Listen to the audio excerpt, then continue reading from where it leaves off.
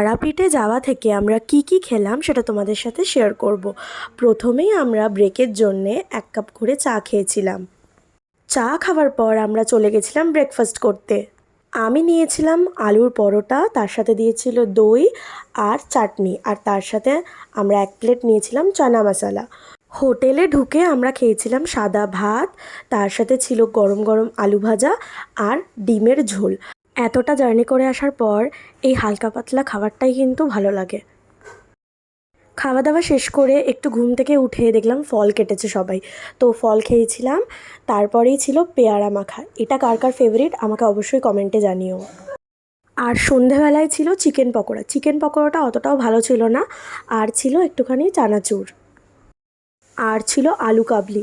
এটা তো আমার অসাধারণ লাগে। আর রাতে ছিল ভাত আর চিকেন কষা। ভিডিওটা কেমন লাগলো জানিও। যদি ভালো লাগে একটা লাইক, কমেন্ট, শেয়ার আর ফলোটা করে দিও। তো চলো আজকের মতো টাটা।